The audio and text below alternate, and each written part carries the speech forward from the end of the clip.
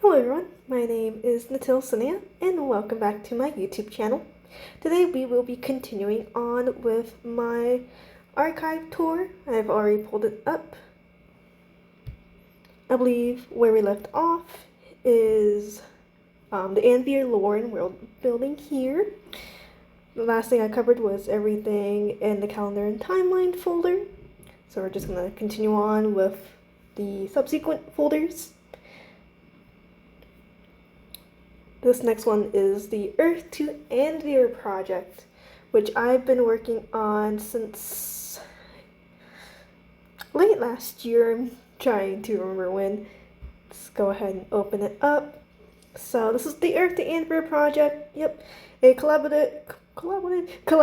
collaborative world building project directed by me, Natil Sania. And I know I kind of skipped through the introduction in this video. I'm just going right for it, continuing, where we left off from the previous video. So, welcome to the Earth to Anvir project. This document serves as a guide for me, Natil, for including all about 230 asterisks countries of Earth in my fantasy realm of Anvir. I am looking for people to do a short interview about their country, language, and culture, foods, clothes, etc. If you see your region, or if you don't see your region, do let me know so that I may add it. Is empty of information you would like to contribute, please message me through Blue Sky or email me. There goes my contact information right there. My Blue Sky is natilsania.com, and my email, for my public email at least, is contact.natil@gmail.com. Many thanks. Credit will be given to the interviewee by default unless requested otherwise. So you may have noticed that there was a little asterisk when I had typed out that there's roughly 230 countries. This is what that little asterisk was for. Worldometers.info cites that there are 195 countries in relation with the United Nations. UnitedCultures.org cites that there are 235 countries, including those not having ties with the United Nations. I will need to do further research on this I am open to any help regarding this.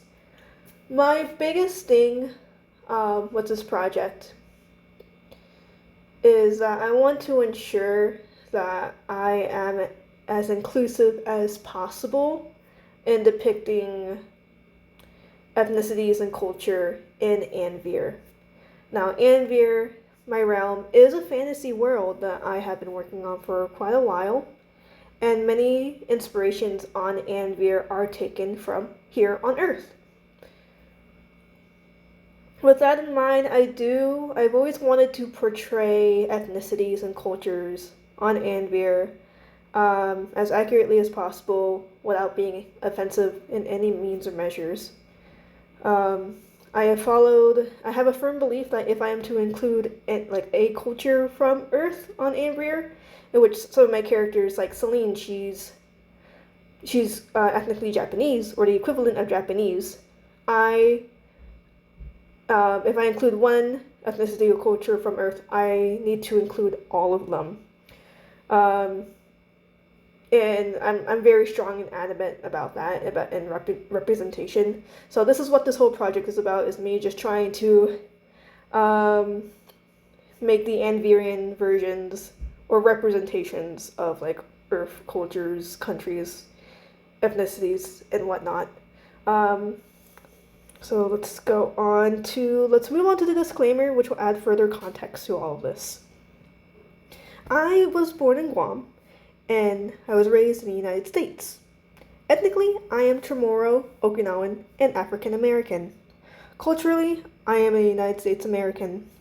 I approach this project with an open mind and open heart so that I may respectfully portray cultures based on real life in my work. If anything about this project is incorrect or offensive, please let me know. I will be quick to correct and learn from it. Thank you for your contributions and your understanding. And I am human. There are bound to be mistakes made from myself.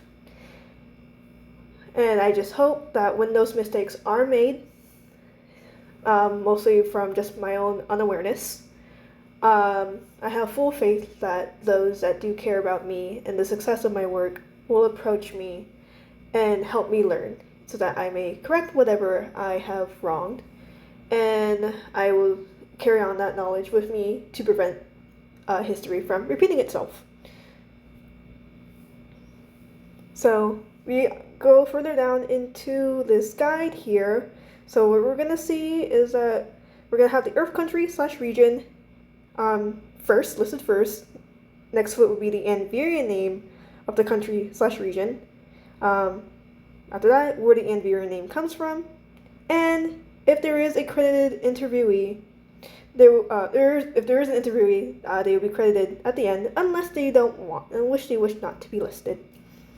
So now we have the list of all these countries and regions that I've been trying to create the Anvirian equivalent of.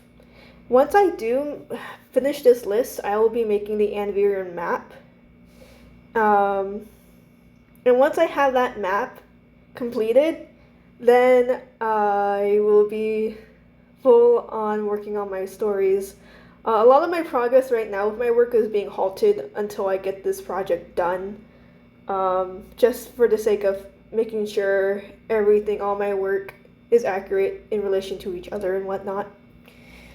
So here we go. I've just barely started with this project, so there's going to be a lot of empty spots that I'm going to be trying to fill, at least by April.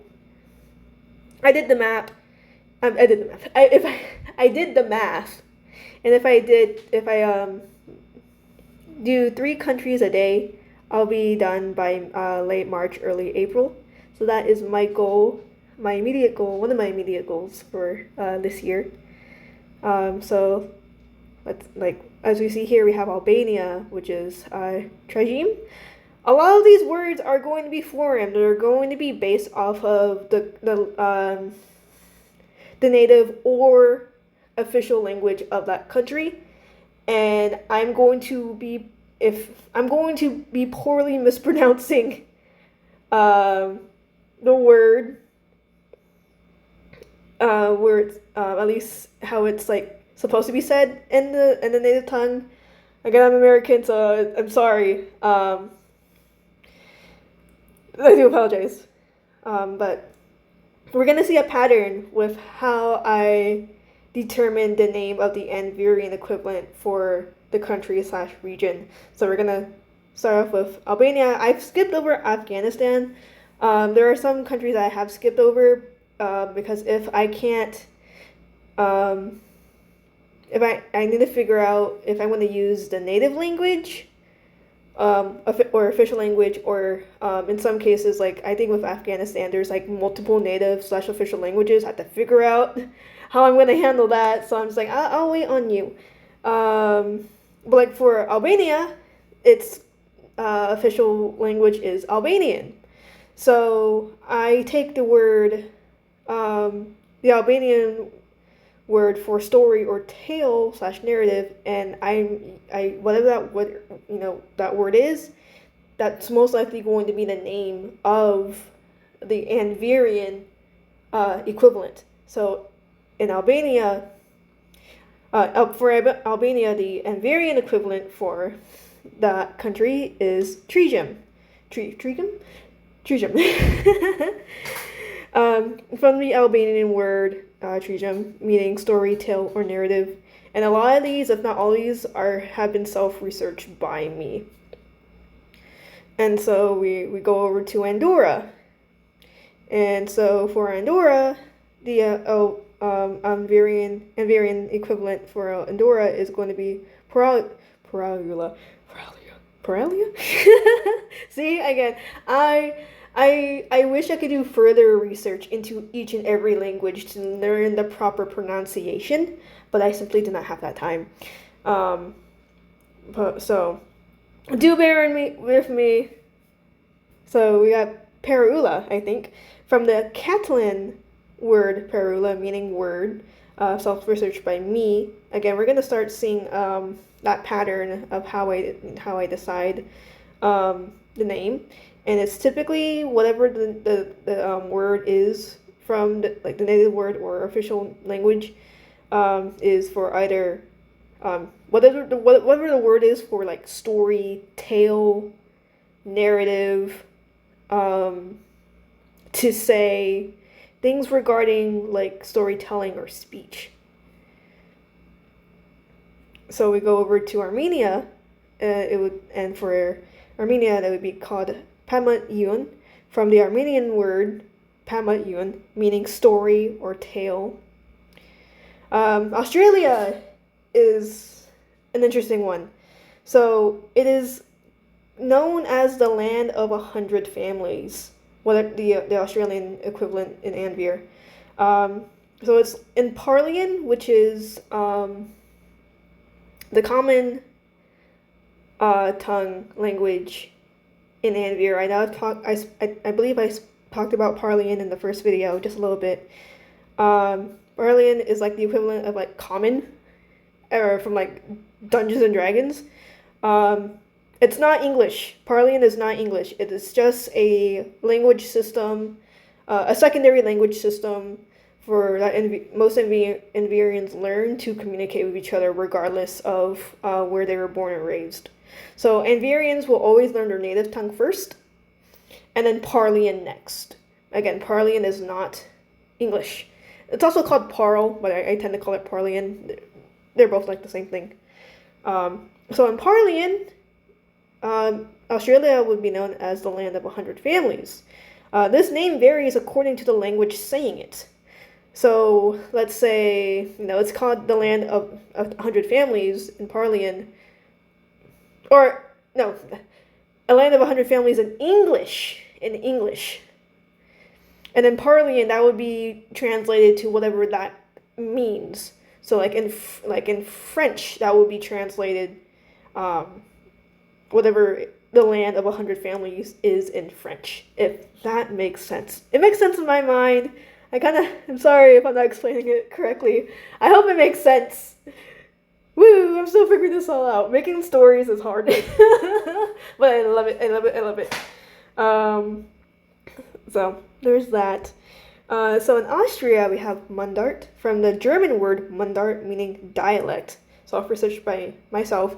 You might be wondering, why didn't I use the German word for like story or tale? I did.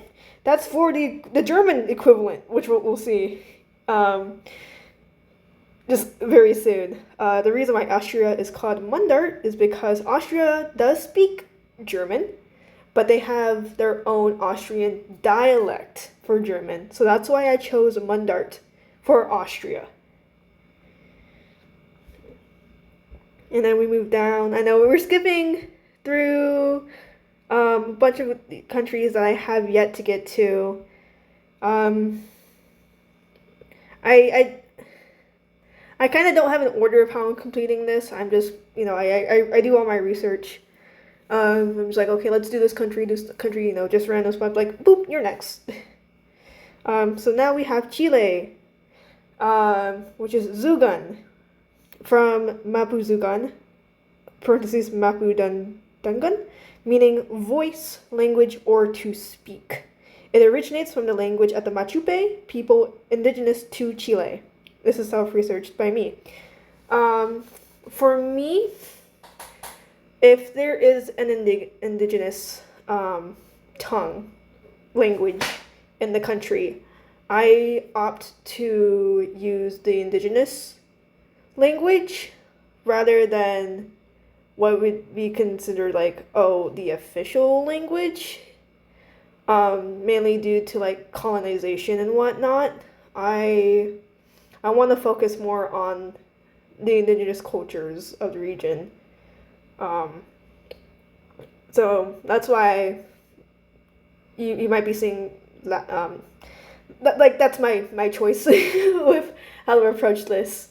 Paying respects to the indigenous people, and basing the name of the region off of indigenous languages. To those that have read my book, The Riddles Maw, Zugan might look familiar, because that's what Pincoya and Yesta are. They are Zugunian Ingel. So, and I haven't designed them yet, but with them being Zugunian Ingel, that equates them to being Chilean. And I'll be basing off their designs off of indigenous Chilean, specifically the Machupe people language. The reason why I chose Machupe because I know there's multiple indigenous groups in Chile. Machupe when I was researching it, tend to be like the most prominent, so that's why I chose the Machupe. The Machupe language and then ended up coming up with Zugan. And then skipping over, we have French, deer. From the French word meaning deer, not dire, it's deer, that being to say or to tell. Research by me. Now we get to Germany. If you remember, I think it was hold on. Yep, Austria. Austria is Mundart, meaning the German word for dialect. But now we get to Germany. I'm going to butcher this. I am so sorry. Geschichte? From the German word, that being story, tell, or narrative. Self-researched by Natil, by me. This could have been the name for Austria instead, but I made Austria Mundart because of that, because Austria has its own dialect for German, and I stuck. I decided to use just. I'm so sorry. Please, someone teach me how to say these words. Christ. For Germany instead. So that's kind of like how I might handle multiple countries that share a same language, being like, okay, where the language originated from, I'll use the word their word for like story or tale, and then for like other places that have like their own dialect, I'll use like the word for dialect in their language or whatnot. Just some ideas I have, and that will help me navigate through this project. We go over to Greece. Mythos, from the Greek word mythos, that being word, speech, tale, legend, or myth. Self-researched by me. Selene and Cepheus are Mythos and Iharonin mixed, so they're Greek Japanese. Greek Okinawan, I mean.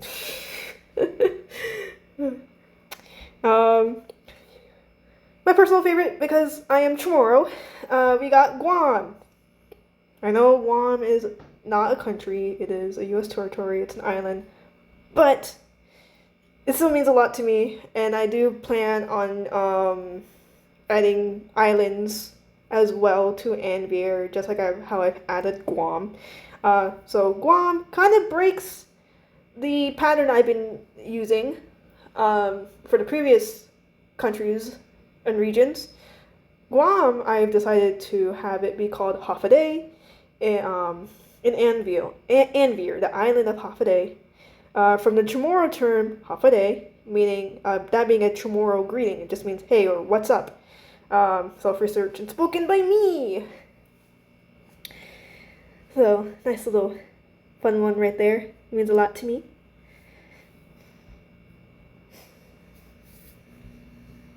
So I have so many countries to do, but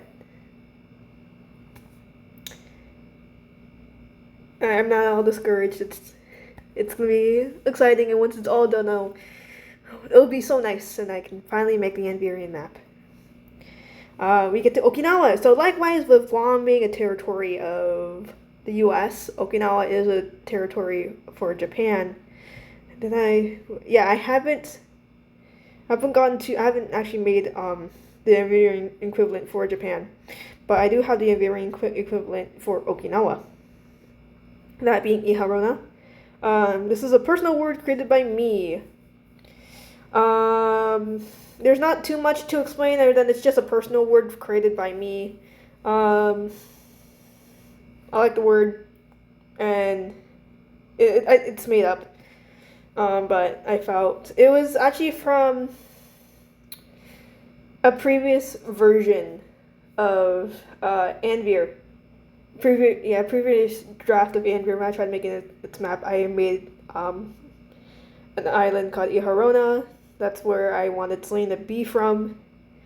That ended up being scrapped, but I still wanted to use Iharona, so I decided to use Iharona as the Anvirian equivalent for Okinawa. We got the Philippines. Magsalita, from the Filipino word Magsalita, that being to speak, self-researched by me. We got, our first one that's not researched by me. Russia, Slovar. I'm definitely saying that wrong. I'm saying all these wrong, I'm so sorry. From the Russian word Slovar, that being dictionaried, credited. Interviewee, Ramen Thief. Thank you, Ramen Thief. So still within that same realm of, word, speech, dictionary. Dictionary being a book of words. Let's see. We got the United States. United States being vern. Derived from the English word vernacular, that being the day-to-day language/dialect spoken by ordinary people. Self-researched by Natil. I would like to include an Anvirian region dedicated to the Native Americans. That is like the biggest thing, like how I'm going to be treating Australia similarly, because Australia has so many indigenous groups. Likewise with the US, and it's going to take me time to approach that very carefully so that I'm not stereotyping or offending anyone. Representation, proper research. I take the time to do that so that it is shown in earnest and respect with my work on Anvir. And yeah, that's it for the Earth to Anvir project. Lots for me to do with that. Very excited to work on it. I try to work on it every day. Making good progress. So we're gonna go ahead and back out. That's the Earth to Anvir folder. We got the environments. I'm not sure. Oh, we don't have the map of Anvir, or the old map of Anvir, which I guess I didn't quite upload here because it is outdated. But the environments, this folder will be storing any sort of developments on the regions of Anvir, setting, landscapes, art, that sort of thing. We do have a concept for Horizon's Edge here. Horizon's Edge is where east meets west, and it is this huge storm system that makes it essentially impossible to sail or fly through. So it is this natural barrier stretching from north to south. Is where east meets west on at least the Anvirian map. Right at the center of the storm, right in the eye of the storm, is Horizon's Edge. Horizon's Edge, there's like a beacon. It's like this tiny little patch of rocky land, as you can see from this concept, and it has like this singular beacon marking the very center of the storm. And all around, this is the eye of the storm, but it's just in the distance wall of storming clouds. It's gonna be I'm very excited to be able to draw it once I have the chance. I love it. I see it so vividly in my mind. But I really gotta work on backgrounds. That'll be something for me to hopefully improve on this year, the setting, because gosh, if I could properly portray, I will never be able to portray Anvir how I see it in my head, but if I could just get just an ounce across, that would be great. It would make me very happy. We got the hominids. Hominids. Let's see. We're gonna go ahead and skip over the Ingel and the Werewolf. I'm gonna go ahead and go straight to the overview of the hominids. And let's see. One moment. I'm going to take a little drink of water. All right, back for my little drink of water. Okay. So the overview of hominids on Anvir. So, what are hominids? I know I've kind of mentioned them, I believe, in the previous video, and I know I mentioned them when I was talking about Cheddar and Cepheus. So, what are hominids? They are characterized as bipedal and highly intelligent species. They are beings of flesh, blood, and bone, and they have the ability to use magic. Or they may have the ability to use magic. You'll see in a bit. So essentially, hominids, they have the base structure like us humans, but depending on their race, they'll have their own differentiating features and traits. But they're all the same species. They're all hominids. They're just like you and I.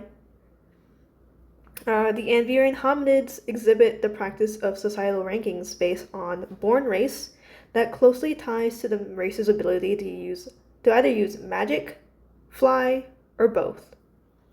And we have the list of the hominids here on Anvir. So again, these are societal rankings. This is what the Anvirians have built upon themselves. So on the highest societal rank is going to be the Novans. Novans, I don't have any art of them, not yet, but I just know what they look like in my mind. The Novans are revered for their natural born ability to use magic based off of celestial bodies, so like stars and planets. Then we got the Ingel. The Ingel, they are winged people. So you can imagine them you can picture an angel. So they have wings like an angel. They have wings like an angel, and then they also have some, except for their head hair, wherever hair may grow on the human, like on the human body. For Ingel, that can be where some feathers are. Not a whole lot, but a feather or two, downy feathers. And then they also have for their fingers and toes, they have talons in place of nails that they can trim down and clip to prevent them from getting caught in clothes or whatnot. I know most Ingels do prefer to trim their toenails, while some may choose to cut or trim or round out the ones on their hands. Some do, some don't. It's really a matter of preference. And so all Ingel, their bird features will always be that of a bird of prey. And I did mention that earlier with Cepheus. He is a snowy owl Ingel. So when you look at him, his wings are going to be that of a snowy owl's. His feathers are like a snowy owl's. And then his talons, you guessed it, just like a snowy owl's. They have faces just like us. Now their behavior is mostly like humans. In fact, with all hominids, they're people just like you and I. Intelligent. They can talk, communicate. They live as similar to us on Earth. With Ingel, they're well, I do want to preface that with all hominids, their base build is like us, like humans, Homo sapiens. And whatever their race is adds to that It will never take away. I never will take away what the base build has. So with Ingel, they also have some behaviors of their respective bird of prey. Ingel, in addition to having a digestive system like us, they also have, depending on the bird of prey that they're based off of, some might have gizzards. Cepheus has a gizzard. If you don't know what that is, look it up. And so their behaviors and like especially like their eating habits are based partially. There's some influence on how they eat from the bird of prey that they're based on. So a Cepheus, like a snowy owl, he eats food like us humans on Earth. In addition to that, he may also hunt and eat mice, vole, rodents, anything that a snowy owl will eat. Not all Ingel will do this, but owl Ingel, specifically owl Ingel, they have the means to regurgitate pellets. I know it's a little gross, but they also have that means to do that too.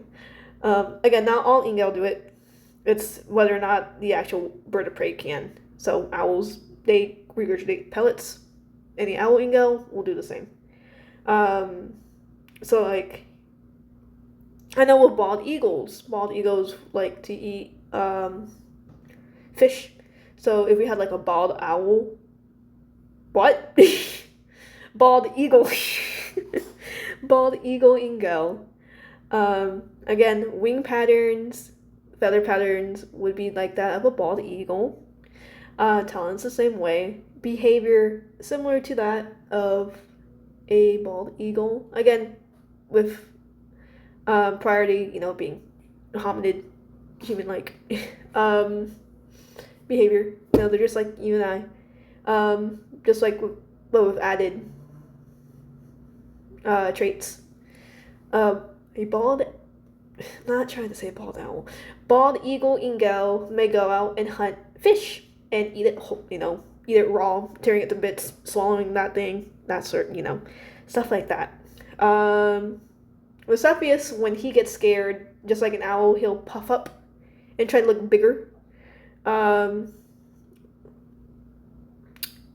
Diomedes is a kestrel Ingel, so they have the wing patterns, feather patterns, similar added behavior of a kestrel. And Ingel, they are able to fly. So that's why they're placed high on the societal ranking of in Anvir. High in Anvir society. There we go. We also have next the Alcandrins. The Alcandrins are not native to Anvir. They're from the realm of Alcandra. I did mention that in part 1 of this series. But they, just like the Novans, where the Novans can use magic based off of the stars, the Alcandrins can use magic based off of gemstones. And so the reason why we have these 3 races high on Anvir society ranking is because they're boring, attuned to magic, and or can fly. So we're going down, and we get to like the neutral, right in the middle, humans. I don't really have to say much about that. You're a human, maybe. I'm a human. Yeah, there's humans on Anvir.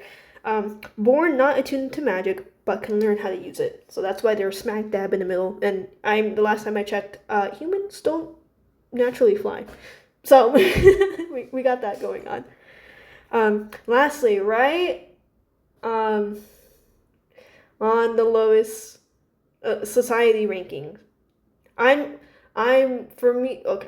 When I say low, or like in regards to the rankings of society, it's literally the Anvirians.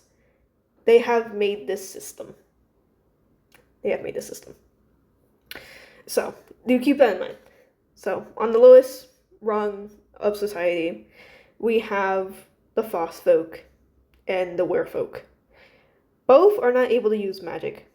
They cannot be affected by magic, so they cannot use it, cannot be affected by it. So if any, like let's say an Oven tried to cast a spell on a werewolf, the spell has no effect. Nothing. They cannot be affected. And werewolf, leaf, and frostfolk cannot fly. That includes any sort of werewolf whose features are that of an avian. They just cannot fly. So, I have about, I'm going to try to cut this video in about 10 minutes. I try to keep my videos between 30 to 40 minutes, maybe 45 is pushing it. Just, keep it nice, bite-sized, hopefully, videos. But the frostfolk. Well, I should start with the werewolf. The easiest way that I have found to explain werewolf to people that do not know what Anvirian werewolf are is imagine a werewolf. Hopefully you know what a werewolf is. A human typically.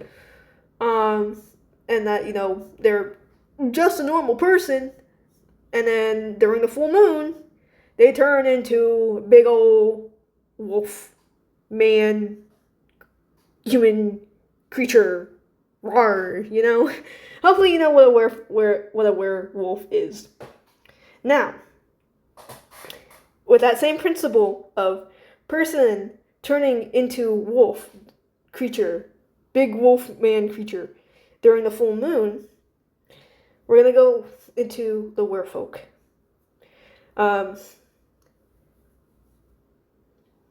I'm not sorry. So werewolf are you can imagine like a human. So you got a human. For a werewolf, they are a person that has animal features. Not behaviors like an animal. Not like how the Ingel might act like their respective bird in a way in some cases. So we have a werewolf. They can be, and they have like animal features. And these animal features exhibit themselves depending on how much light the moon has. And a werewolf, their animal counterpart, can be anything from the Animalia kingdom. That's from biology, from Earth. Anything that's listed from the Animalia kingdom, any animal can be those features can be exhibited in a werewolf. So, Cheddar, he is a werefox. During the new moon, he looks pretty much like a human. His fox ears are so short they pretty much hide in his hair. His teeth are still pretty sharp, but if he smiles, you can be like, you have some pretty sharp teeth, but it's not like, oh, those are not human teeth. It's you can be like, okay, we have some sharp teeth going on there. You can kind of look over it. His nails they're sharp, but not too long. His tail is pretty much just like a ball of, like a little puff ball. And then likewise with his his hands, his toenails are a little sharp, but you're like, you can look over it. And just as normal amount of body hair as like a person. During the crescent moon, we see his fox ears. Like, okay, bam, we see his ears. That's you see his ears. I should just show Cheddar. I realized I was like, wow, I'm explaining this. I could just show him while we're here. Let's see, gallery, Cheddar, where are you, Cheddar? So this is the way he looks like during the crescent moon. We see he has ears, and we also see that he has like long nails. Not claws, but nails. not talons, but nails. And then, you know, big old tail. So this is what he looks like during the crescent moon. During new moon, we would not see his ears. His ears would be so small that they hide in his hair, his nails, you know, short. His tail would be able to like hide under his clothes. Then we get to the half moon. He would grow a few inches taller. He's, I think, 5'7". So he would get, I think, like 6 feet during the half moon. And his, you know, his features, his fox features get bigger. So bigger ears, longer teeth, longer fangs, sharper claws, longer tail, and we're gonna start to see more of like his orange body hair. I don't have any drawn examples for half moon. Also, his face gets a little bit longer. He starts to develop a snout. Eventually, I'll draw that. And then those features get more and more prominent into the full moon. This is a full moon cheddar right here. So, you know, fox face, ears, long hair here, long, you know, claws, long tail. So this is what he would look like during the full moon. And it's literally just, it all correlates to how much light the moon has. And werefolk, they're always going to be biped. They're never going to be on all fours. They are still people. What am I looking for? Hominids. So, with that in mind, we're going to look over at the Fosfolk. Where the werefolk have their features based off of the moon, the Fosfolk have their features based off of the sun. And instead of being animals, the Fosfolk are plants. So, depending on how early, like how much sun there is in the day. So like in the morning, with like just before sunrise, they're gonna look like a human, like you and I. And then right at dawn, we're gonna start to see that their hair starts to become a bit more like, depending on the plant, because with Fosfolk, they could be anything in the Plantae kingdom, much like how werefolk could be anything from the Animalia kingdom.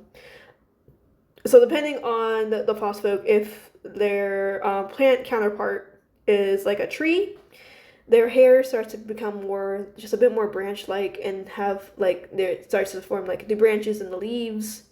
And their digits, their hands and feet start to look like roots. And like it just becomes more and more as the sun rises. The peak is right at noon, where the sun is the highest, where we're gonna see like full heads of flowers, blooming flowers and leaves and branches for hair. Of course, if that plant has flowering leaves. And then like their hands and arms look like roots, feel like roots. They can still move just like us. It's gonna be very fun to draw that, but that's how they would look during noon. And then as the sun starts to set, we start to see the decrease in those features and back into a human throughout the night. And with the werefolk and the Fosfolk, these transformations, like how these features change, it's not painful for them. It's not uncomfortable. It is simply like, you know, how we grow our hair, you know, our nails over time. For them, it's just, you know, a lot more frequently. And, you know, that's just their way of life. And I cannot wait to just show how they live and how, like their own cultures and whatnot. These races, they're all very exciting for me to, you know, to show and talk about. I love it. You know, just the start of everything. I hope everything I've talked about today makes sense. At the very end, you know, at this, here at the document at the bottom, we say, I put more information is coming soon. This was last edited on December 25th, 2025. Everything is still very much a work in progress, but that is the basis of the hominid races on Anvir. I'm very excited to go more into depth into them, and how, like, especially how Anvirian culture treats, or Anvirian society treats every race and whatnot, and how they all live as they are. Very exciting. Really deep ties to all that with my stories. But other than that, let's see. I think next video we will cover. I'll go into like the Ingel and the Werfolk folders here, and then continue on with the tour. This will have to be it for now. As always, thank you so much for listening to me rambling. This video was definitely a ramble. I hope I made sense. Sometimes it is hard for me to describe things how I know them and see them in my mind. If you guys ever have any questions about my work, my world, what I talk about, please don't be afraid to leave a comment and ask a question, and I'll definitely answer it when I see it in the next video and whatnot. But thank you so much for listening. I hope you enjoyed, and I hope that you have a wonderful day, and I'll see you guys next time. Thank you so much.